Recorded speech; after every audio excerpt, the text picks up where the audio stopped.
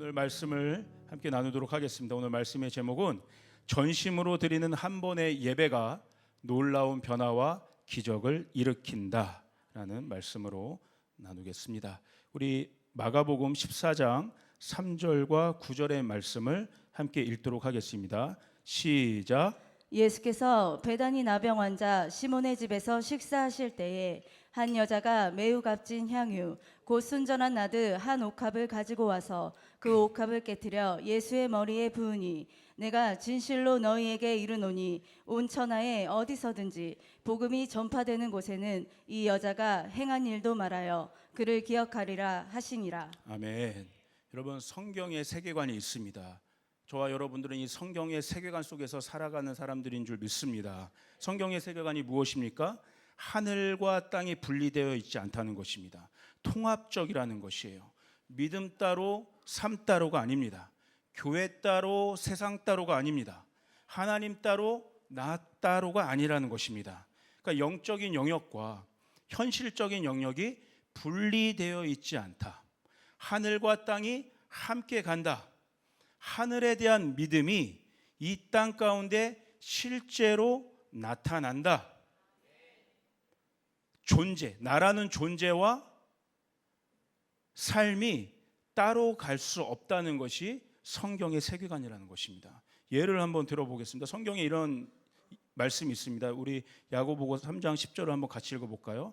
자, 한번 같이 읽겠습니다. 시작. 한 입에서 찬송과 저주가 나오는도다. 내 형제들아 이것이 마땅하지 아니하니라. 예, 이게 무슨 말씀입니까? 믿음이 있는 우리라면 믿음의 생각뿐만 아니라 믿음의 언어가 나와야 되는데 한 입에서 하나님을 찬양하는 믿음의 언어가 나오는 동시에 저주의 소리, 저주의 언어, 부정적인 언어, 죽이는 언어, 이런 것들이 함께 나올 수 없다는 것이에요. 믿음이 있다면 믿음의 언어, 주님을 예배하는 언어, 생명의 언어, 살리는 언어가 나와야지 한 입에서 두 개의 언어가 나온다면 이것은 하늘과 땅이 분리된 것이라는 겁니다. 이럴 수는 없다는 것입니다. 점검해 봐야 된다는 것입니다. 여러분, 그 헬라 세계관이 이런 것이에요. 성경의 세계관은 다릅니다. 하늘과 땅이 분리되어 있어요. 형이상학적이에요. 추상적입니다. 그 헬라의 형이상학적인 세계관의 영향을 받은 신앙이 옛날 고대의 영지주의라는 어떤 세계관들이 있었어요. 그러니까 이 우리의 육신을 하찮은 것으로 본 거예요. 정신이 중요하다. 형이상학적인 것들이 중요하다. 그러니까 어떠한 사고들이 생기기 시작했냐면 우리 몸으로 저지르는 어떤 타락하는 일들도 아무것도 아니라는 거예요. 어차피 우리의 몸은 썩어져 없어질 것이고 우리의 고상한 생각들, 그 정신들만 살아있을 것이기 때문에 내 육신으로 어떤 타락하는 음란한 짓을 벌인다 할지라도 그거 상관없다는 거예요. 아주 그래서 신앙이 있다고 하지만 문란하고 음란한 생활들이 아주 많았었습니다. 이게 아니라는 거죠. 성경은 분명히 뭐라고 이야기하고 있습니까? 우리의 영이 아니라 우리의 몸이 성령이 거하시는 거룩한 성전이다. 우리의 몸이 굉장히 중요하다는 겁니다. 우리의 몸이 실제로 어디를 드나드느냐, 어디를 출입하느냐가 굉장히 실제적으로 중요하다는 것입니다. 우리의 실제적인 눈이 무엇을 보고 있는가, 무엇을 듣고 있는가, 무엇을 말하고 있는가가 굉장히 중요하다고 성경은 강조하고 있습니다. 여러분, 재정적인 영역도 마찬가지 아니겠습니까? 재정적인 영역에서 우리는 이 재정에 대한 관심을 가져야 됩니다. 예전에 이분법적인 사고들이 많이 있었어요. 기복주의가 저는 잘못 전해졌다고 생각합니다. 정말 하나님을 도깨비방망이처럼 여기는 그러한 것으로 재정을 구하는 것이 잘못된 것이지 우리가 재정도 하나님께 속한 것임을 알아야 될 줄 믿습니다. 예, 생각해 보십시오. 성도가 이 재정에 관심을 두지 않으면 이 재정을 누가 사용하겠습니까? 이 재정이 어디로 흘러가겠습니까? 이 재정이 어떻게 무엇을 위해 사용되겠습니까? 최근에 제가 많이 접하는 뉴스 중에 하나가 여러분 마약이 정말 심각하게 된 것 같아요. 마약이 어마어마하게 지금 들어오고 있는데 이 마약에 거래되는 양 자체가 천문학적이더라고요. 조 단위의 마약 거래가 실제로 한국에서 유통되고 있다는 소식들이 계속 들려오고 있습니다. 여러분, 마약을 위해 이 조 단위의 돈이 지금 누군가의 손에 쥐어져서 흐르고 유통되고 있다는 거예요. 그 어두움 속에서 흘러가고 있다는 겁니다. 여러분, 이 어둠으로 흐르는 이 악하고 사람을 죽이는 이 재정의 물꼬들이 막혀져야 되지 않겠습니까? 사람이 살리는 재정이 일어나야 되지 않겠습니까? 사람을 살리는 재정을 일으키는 요셉이 일어나야 될 줄 믿습니다. 교육도 마찬가지죠. 성도가 이 교육에 관심을 두지 않으면 이 교육의 방향이 어디로 흘러가겠습니까? 여러분, 수십 년 전부터 저도 마찬가지죠. 진화론의 수업을 듣고 자랐습니다. 여러분, 이 진화론은요, 이미 학계에서는요, 그 이론의 한계가 증명되었어요. 더 이상 우리가 지금 공교육에서 배우는 이 진화론들은 더 이상 증명할 수도 없고 과학적이지도 않다는 이론의 한계가 이미 증명되었음에도 불구하고 수십 년 전에 그 진화론 그대로 우리가 여태까지 우리 아이들이 배우고 있는 거예요. 한번 이 진화론 교육의 문이 열리니까 이거 막기가 어려운 겁니다. 우리가 그래서 차별금지법도 정말 우리가 정말 목숨 걸고 지키는 것이 그런 의미 아니겠습니까? 누군가는 막아야 된다는 거예요. 누군가는 이 잘못된 법들을 막아야 된다는 것입니다. 누군가는 올바른 하나님의 법을 세워야 되고, 누군가는 하나님의 재정을 다스리고 사용해야 되며, 누군가는 사람을 살리는 생명의 교육을 해야 된다는 것입니다. 많은 사람을 옳은 대로 인도할 수 있는 지혜로운 자들, 별과 같이 빛나는 자들이 누군가는 일어나야 된다. 예, 이것입니다. 여러분, 부흥이 이런 것입니다. 부흥이 무엇입니까? 하늘의 뜻이 땅에서 이루어지는 것이죠. 하늘과 땅이 함께 가는 거예요. 연동되어 가는 것이에요. 그게 무엇입니까? 각 사람의, 저와 여러분들의 내면인 속사람이 날마다 변화되는 것입니다. 각 영역과 토양이 날마다 새로운 땅으로 기경되는 것이 부흥의 시작입니다. 여러분, 웨일즈, 영국 웨일즈 아시죠? 1904년부터 웨일즈 땅 가운데 어마어마한 부흥이 일어났습니다. 그 부흥의 주역이 26살밖에 안 된 한 청년, 이반 로버츠라는 한 청년부터 시작되었어요. 이 이반 로버츠가 새벽 예배를 드리고 있을 때 그의 마음이 계속 뜨거워졌어요. 막 부흥을 달라고, 하나님 이 웨일즈 땅 가운데, 우리 민족 가운데 새로운 부흥을 달라고 막 갈망했어요. 그때 하나님의 음성이 이반 로버츠에게 들렸습니다. 내가 곧 10만 명을 주 앞에 돌아오게 할 것이다. 이 마음이 막 불타오르기 시작하니까 이반 로버츠 안에 막 어쩔 줄 몰라하는 마음들이 생긴 거예요. 그래가지고 목사님을 찾아간 거예요. 목사님, 제가 하나님께 뜨거운 마음, 이 부흥의 마음들을 받았는데 제발 한 번만 이 마음을 좀 전할 수 있는 기회를 허락해 주십시오. 그랬더니 목사님이 이 예배가 다 끝나고 이 청년 이반 로버츠에게 말씀을 전할 기회를 준 거예요. 그러니까 딱 예배가 다 끝나고 남아있는 성도가 이제 한 17명밖에 안 됐지만 그 안에 부어진 하나님의 말씀들을 전하기 시작했어요. 부흥이 올 것입니다. 부흥이 올 것입니다. 천국 복음을 전하고 회개의 복음을 전하기 시작했어요. 그랬더니 이게 17명의 성도의 마음들이 뜨거워지기 시작했고 날마다 그 수가 불어나기 시작한 거예요. 이반 로버츠가요, 여러분, 광부였습니다. 사실은 그 웨일즈 지역이 광산 지역들이었는데 그 광산 안에 그 시꺼먼 데 들어가서 틈이 나면 말씀을 보고, 또 이제 광부들이 퇴근하는 시간에는 여러분 잠깐 제 얘기를 들어보십시오. 그 시꺼매진 얼굴로 계속해서 열정 있게 하나님의 말씀을 전하기 시작했어요. 그랬더니 어떠한 일들이 일어난지 아십니까? 30일 만에 3만 7천 명이 웨일즈 땅에서 회개하고 돌아오는 일들이 일어났고, 5개월 만에 10만 명이 웨일즈 땅에서 새롭게 주님께 돌아오는 역사들이 일어났습니다. 와, 더 놀라운 사실은 무엇인지 아십니까? 그들의 회개가, 그들의 주님께 돌아옴이 그냥 교회 안에서 머무는 것이 아니라 직장과 학교와 가정과 각 사회 영역으로 퍼져나갔다는 거예요. 이런 에피소드들이 있더라고요. 법정에서 재판관이 이제 죄수들을, 피고인들을 앞에 두고 재판을 벌이는데 이 재판관도 마음이 뜨거워져 있는 거예요. 복음을 다시 듣고. 그래가지고 배심원들과 함께 이렇게 요청한 거예요. 배심원들, 우리 이 피고인들, 이분들 너무 긍휼하지 않습니까? 우리 한번 이분들을 위해 기도합시다. 그러니까 그 재판장에서 이들을 위해서 기도하기 시작한 거예요. 배심원들과 판사들이. 그러니까 그 기도를 받은 이 피고인들도 마음이 뜨거워지기 시작해서 재판장에서, 재판 그 안에서 회개하는 일들이 일어났다는 거예요. 실제로 웨일즈 전역 가운데 범죄율이 반으로 줄어들고, 알코올 중독자들이 줄어들고, 사회가 실제적으로 변화되는 역사들이 웨일즈 땅에 일어났던 부흥이었어요.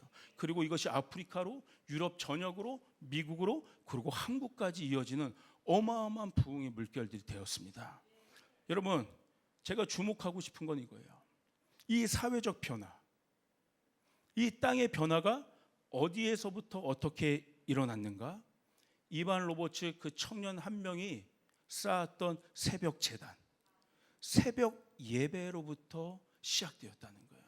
이 새벽 예배 한 번의 예배를 통해서 하나님은 웨일즈 땅과 전 세계에 부흥을 주시는 준비들을 하고 계셨다는 거예요. 여러분, 이반 로버츠도 이렇게까지 예상이나 했겠습니까? 그런데 그가 드렸던 그 예배를 통해서 하나님은 어마어마한 역사들, 민족과 나라를 부흥시키는 그 역사들을 준비하고 계셨다는 거예요. 저도요, 제가 우리 작년에 그 우리 킹덤컴 우리 팀들과 함께 그 웨일즈 이 모리아 교회를 방문하고 그 지역들을 방문했는데 제 마음에도 그때 그 하나님의 영들을 구했어요. 하나님, 저에게도 이반 로버츠의 영을 부어 주십시오. 이 부흥을 갈망하는 영을 부어 주십시오. 말씀을 전하는 열정을 부어 주십시오. 이 예배가 새롭게 하게 하여 주옵소서. 그 갈망들이 막 부어지더라고요. 여러분, 이 땅이 진짜 우리가 변화되기를 원한다면 어디에서부터 이 변화가 일어나야 돼요? 하늘을 움직이는 예배가 우리 가운데 시작돼야 될 줄 믿습니다. 새 부대가 만들어져야 되는 거예요. 새 부대, 하나님의 새술이 부어질 새 부대가 지금 필요한 시점입니다. 여러분, 우리가 느헤미야 기도해야 하는 것도 그런 의미 아니겠습니까? 느헤미야가 예루살렘 성전을 재건하는 것도 그것이 아니까 그냥 물리적인 성벽을 재건하는 것이 아니라 그들 안에 느헤미야를 통해서 하나님이 새로운 예배의 부대를 만들고 계신 것이죠. 하나님이 새술을 부어주고 싶으신데 새술을 부을 만한 새 부대가 없는 것이에요. 그러니까 하나님이 느헤미야를 깨워내셔서 하나님이 부으실 새로운 시대를 준비할 새술을 부을 만한 새 부대를 준비하고 계신 거죠. 그래서 목사님 통해서 계속해서 강조해서 지금 저희가 듣고 있는 메시지가 무엇입니까? 예배의 갱신 아니겠습니까? 예배가 회복돼야 된다. 예배가 갱신되어야 된다. 예배의 부흥이 있어야 된다. 이것입니다, 여러분. 여러분, 저는요, 진짜 저도 이 느헤미야 기도의 기간 가운데 제 마음이 어마어마하게 기경되는 것들을 지금 경험하고 있어요. 근데 이 기경들이 왜 일어나는 것입니까? 왜 이것이 필요한 것입니까? 제 삶이 진짜 더 변화되고 싶은 거예요. 제 삶이 정말 더 주님께 나아가고 싶은 거예요. 제 삶이 정말 제 마음이 주님 닮아가고 싶은 거예요. 변화되고 싶어요. 저희 가정 정말 더 변화되고 싶어요. 우리 교회가 더 주님께 나아가기를 원합니다. 이 나라와 한국 교회가 진짜 변화되기 원해요. 여러분, 뉴스를 틀면 선한 것이 하나도 없습니다. 온통 불의와 부조리와 악한 것들의 뉴스의 천지예요. 여러분, 정말 이 나라 이 민족이 변화되기를 여러분 원하지 않으십니까? 원하시죠. 원한다면 믿는 저희들이 도대체 어디에서부터 어떻게 할 수 있는가? 아주 심플합니다. 제가 지금까지 얘기한 것처럼 아까 이반 로버츠가 웨일즈 땅의 변화와 부흥을 원했던 그 이반 로버츠가 시작했던 그 시작점이 예배였던 것처럼 오늘 먼저 우리가 진짜 우리 삶과 우리 나라와 우리 가정의 변화를 원한다면 하늘을 움직이는 의의 제사, 거룩함의 제사, 모든 것들을 올바르게 잡아볼 수 있는, 올바르게 잡는 그 정의와 공의의 제사가 드려져야 된다는 거예요. 여러분, 이 느헤미야 기도회를 통해서 또 이 매주의 예배를 통해서 여러분, 오늘 제가 여러분에게 정말 간곡하게 전해드리고 싶은 한 가지 메시지는 바로 이것이에요. 오늘 우리가 드리는 이 한 번의 예배가 우리의 상상을 초월하는 어마어마한 능력과 영향력이 있다는 것입니다. 어마어마한 의미가 있다는 것이에요. 우리는 또 한 번 오늘 2025년 5월 11일 아침 일부 예배를 드리는 것처럼 나올 수 있지만 또 한 번의 일부 예배가 아니라 오늘 이 한 번의 예배를 통해서 하나님은 어마어마한 역사들을 준비하고 계신지도 모른다는 것이에요. 우리는 다 몰라요. 그러나 하나님은 다 보고 계십니다. 하나님은 그 온전한 전심으로 드리는 예배자 한 명을 찾고 계신 줄 믿습니다. 우리가 드리는 이 예배가 나와 내 가정, 이 한국교회와 이 나라 전체를 변화시키는 어마어마한 힘이 있을 수 있다는 것들을 여러분 믿으셨으면 좋겠습니다. 지금 이 예배가 하늘을 움직이는 높은 차원에서 드리는 능력의 예배가 될 수 있다는 겁니다. 하나님이 받으시는 예배, 하나님의 마음을 움직이는 예배가 필요합니다. 여러분, 구약의 번제라는 제사가 예배가 있습니다. 여러분, 번제는 무엇입니까? 말 그대로 흠없는 동물들을 잡아다가 각을 뜨고 burnt offering, 하나님께 그것을 불태워 드리는 예배예요. 이게 오늘날 우리에게 어떤 의미가 있습니까? 나를 완전히 저 십자가에 못 박아 태우는 예배죠. 내 자아를 성령의 불로 소멸시키고 내 전부를 완전히 주님께 서렌더하며 주님께 드리는 예배가 바로 이 번제 예배예요. 여러분, 이 번제 예배는요, 모세 율법 전에, 율법으로 기록되기 전에 제일 먼저 기록된 것이 노아의 번제였습니다. 노아가 번제 예배를 드린 첫 번째 인물이었어요. 그러니까 방주에 나와서 이제 동물들을 잡아다가 불태워 하나님께 드리는 예배를 드렸습니다. 한번 여러분 생각해 보세요. 노아가 각 그 암수 쌍대로 몇 쌍씩 그 동물들을 태웠는데 여러분 수가 많지 않지 않습니까? 그렇죠? 양을 잡았을 텐데 예를 들면 양이 수가 많지 않았을 거예요. 근데 얼마 되지 않는 그 양을 잡아다가 하나님께 번제를 드린 거예요. 얼마나 값비쌌겠습니까? 얼마나 그 동물 하나하나가 귀했겠습니까? 그런데 노아는 그걸 아끼지 않은 거예요. 아까워하지 않은 거예요. 인간의 생각으로 계산하지 않은 거예요. 이거 내가 어떻게 해서 방주에 태운 건데, 어떻게 해서 내가 잡은 건데, 그러지 않았어요. 가장 귀한 것, 가장 흠없는 동물을 잡아다가 하나님께 전심으로 예배드렸어요. 그래서 또 어떤 일이 일어났습니까? 하나님이 그 예배를 흠양하셨다. 그 예배를 받으셨다. 그런 이후에 이 노아가 드린 이 번제를 통해서 하나님이 어마어마한 약속을 부어주십니다. 내가 다시는 물로 사람들을 심판하지 않겠다. 어마어마한 무지개의 약속을 노아에게 주시는 거예요. 그 후손들을 내가 보호할 것이라고 하는 구원의 메시지를 이 노아의 아낌없이 전부를 불태워 드리는 그 예배를 통해 던져주신 거예요. 이 노아의 번제 다음으로 유명한 번제가 여러분 아브라함의 번제입니다. 말 그대로 아브라함은 아들 이삭을 하나님께 제물로 드렸어요. 여러분, 동물과는 비교할 수 없는 더 귀하고 값비싼 제물이죠. 자기의 하나밖에 없는 외아들을 하나님께 아끼지 않고 전부를 드린 어마어마한 예배를 드렸어요. 그럴 때 하나님이 이 예배를 받으셨습니다. 아브라함 입장에서는 하나님이 그냥 명령하셨기 때문에 사실 이해되지 않지만 하나님이 명령하셨기 때문에 내 아들도 잡아서 하나님께 바치는 자신의 예배일 수 있지만 하나님은 다르게 생각하고 계셨어요. 아낌없이 자기 아들마저도 드렸던 그 한 번의 예배를 하나님이 받으시고 어마어마한 약속을 하신 거죠. 내가 너의 후손들을 보호하겠다, 구원하겠다. 내가 너의 씨를 통해서 메시아가 나오게 하겠다. 온 인류를 구원할 그 씨, 메시아를 내가 너의 씨를 통해 출산케 하겠다. 어마어마한 약속들을 부어주고 계신 거예요. 여러분, 우리의 전부를 드려서 하나님께 드리는 예배가 어떤 의미가 있는지 다시 한번 여러분 우리가 인식했으면 좋겠습니다. 자신을 전부 태워서 저 십자가에서 산제물이 되신 예수님의 예배가 어떠한 의미가 있는지 여러분 우리가 매일 드리는 이 예배를 통해서 다시 한번 깊이 깨닫는 여러분 되기를 주님으로 축복합니다. 이 구약의 번제 예배가 있었어요. 또 여러 예배들이 제사들이 있지만 또 한 예배 중에 하나가 소제라는 예배가 있습니다. 소제는요, 곡물을, 아까 번제가 주로 동물을 태우는 예배라면 이 소제는 곡식들을 하나님께 바치는 예배예요. 근데 이 기본적으로 이 소제는요, 항상 내 몸을 태워서, 동물의 몸을 태워서 드리는 번제 위에 소제를 드리게 되어 있습니다. 제가 여기 소제에 대해서 이야기할 것들이 많지만 핵심은 이거예요. 여기서 말씀드리고 싶은 핵심은 소제도 여러분 가장 좋은 것들을 하나님께 드리는 건데 곡식을 고운 가루로 빻아야 되는 거예요. 고운 가루로. 여러분, 고운 가루로, 이게 그 곡식이, 거칠은 곡식이 아주 고운 가루가 되기까지 빻는다는 것은 무엇을 의미합니까? 정성이 필요하다는 거예요. 마음을 쏟아야 된다는 거예요. 그 시간을 드린다는 거예요. 그냥 드리는 예배가 아니라는 거예요. 정성껏 곡식을 빻으면서 그 시간을 들이면서 주님 앞에 그 곡식을 정성껏 가져가는 게 소제의 예배입니다.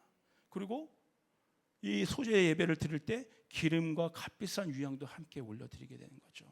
값비싼 대가지불들을 하는 거예요.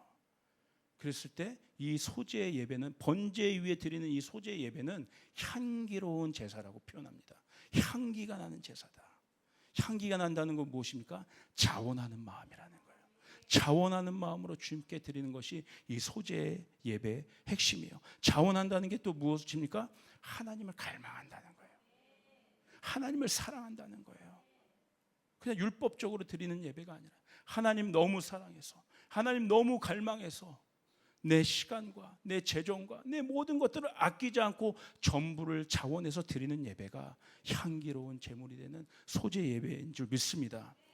이 번제 예배와 소재 예배를 전부 다 하나님께 드린 여인이 있었어요. 그 여인은 우리가 잘 아는 주님 발 앞에 향유옥합을 다 쏟은 여인이었습니다. 우리 마가복음 14장 3절 4절의 말씀을 함께 읽어보도록 하겠습니다. 자, 시작.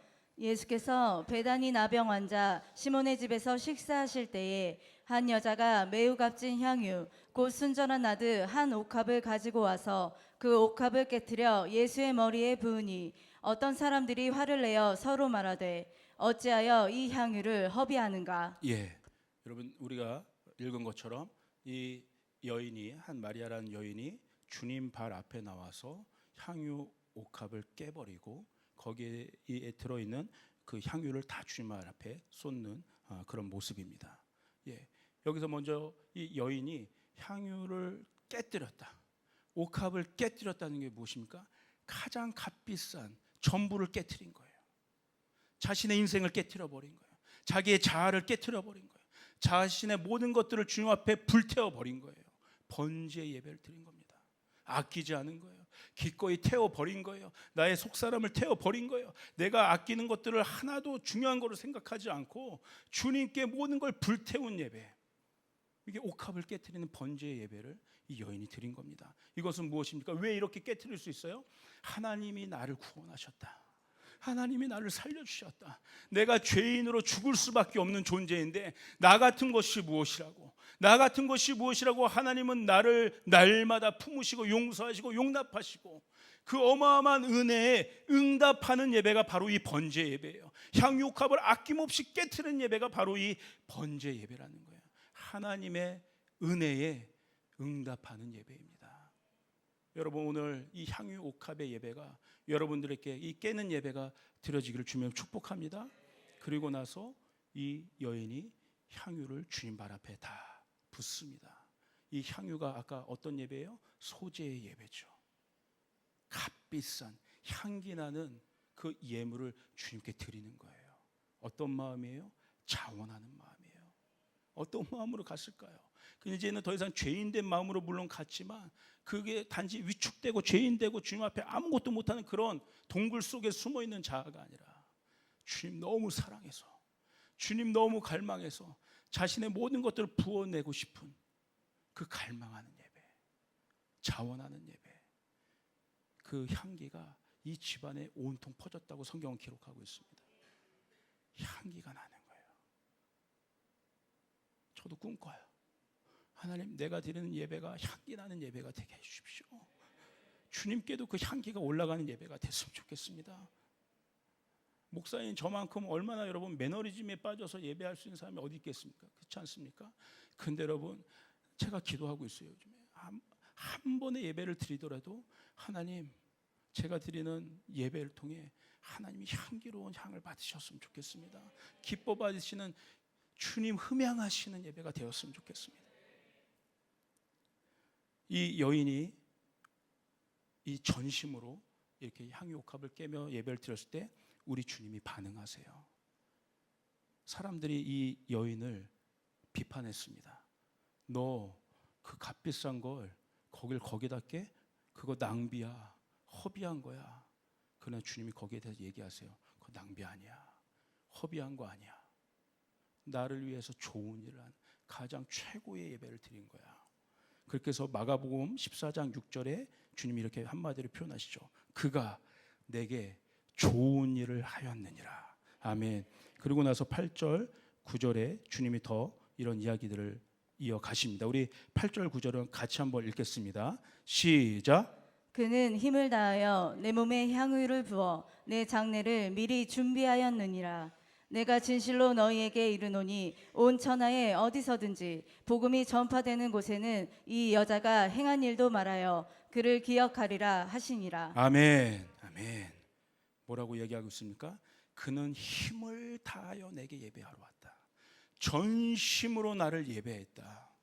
그런데요, 이 여인은 아까 너무나 자기가 죄인된 자기를 구원해 주신 주님의 은혜에 응답하기 위해 나왔고, 또 주님을 너무나 사랑하고 갈망하는 마음으로 뭐든지 드리고 싶어서 사람들을 의식하지 않고 그냥 주님 발 앞에 엎드려서 머리로 자기 예수님의 발을 씻고 향유를 부어낸 예배였는데, 주님은 이 예배를 어떻게 해석하고 계십니까?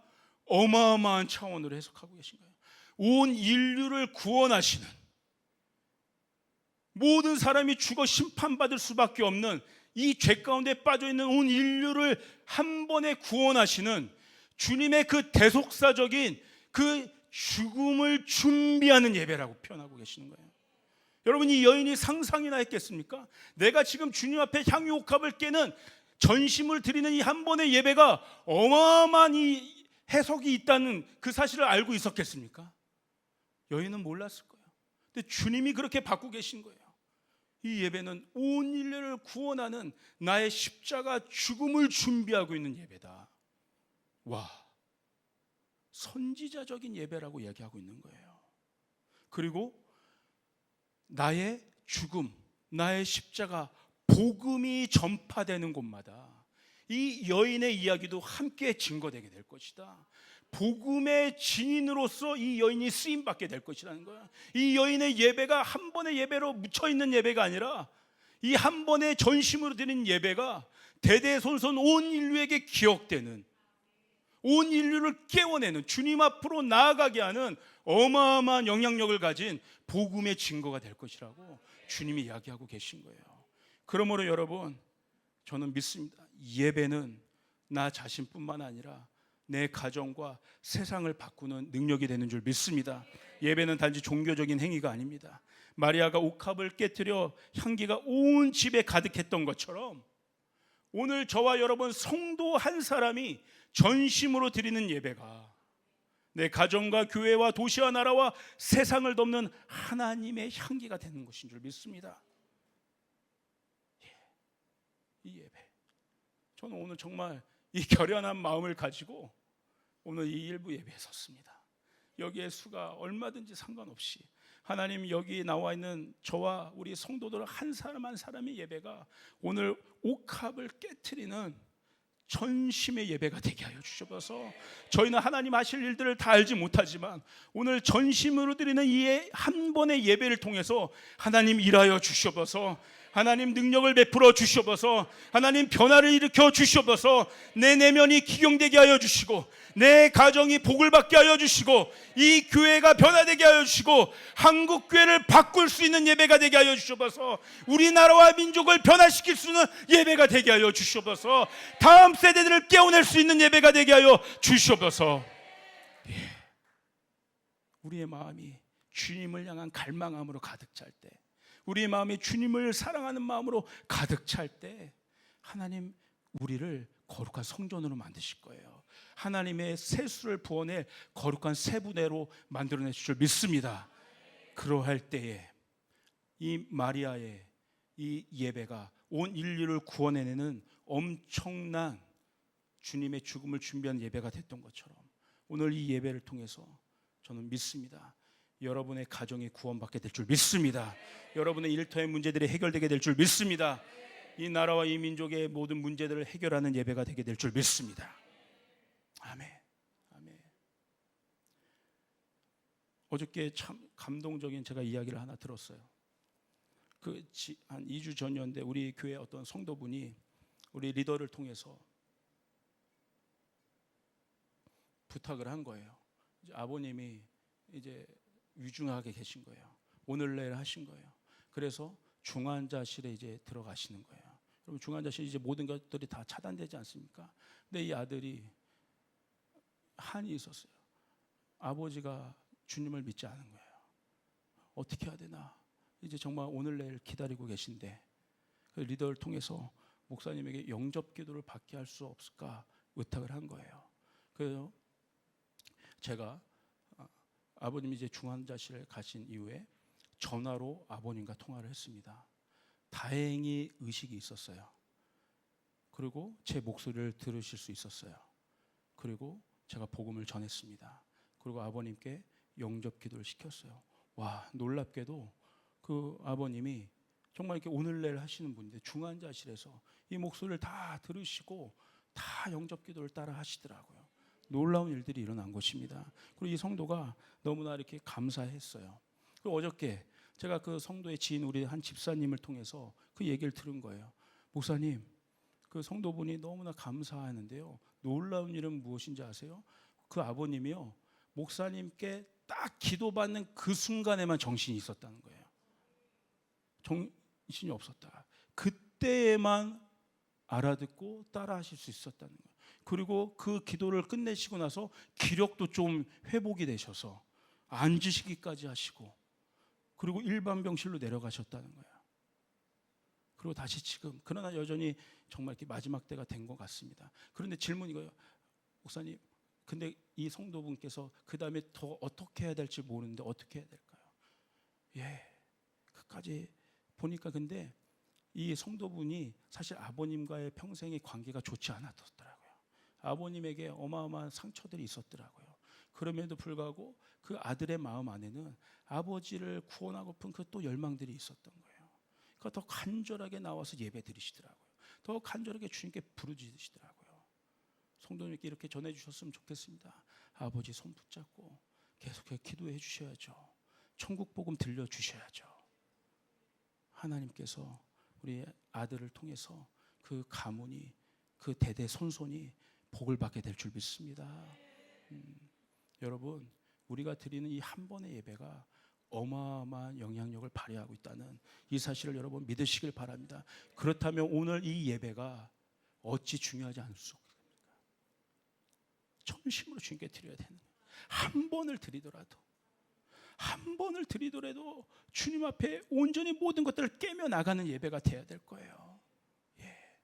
여러분, 우리 거룩한 낭비를 했으면 좋겠습니다. 우리 예배팀 나오시죠. 거룩한 낭비 허비가 아닙니다. 주님께서 그 예배자 한 사람 새 부대를 찾고 계세요.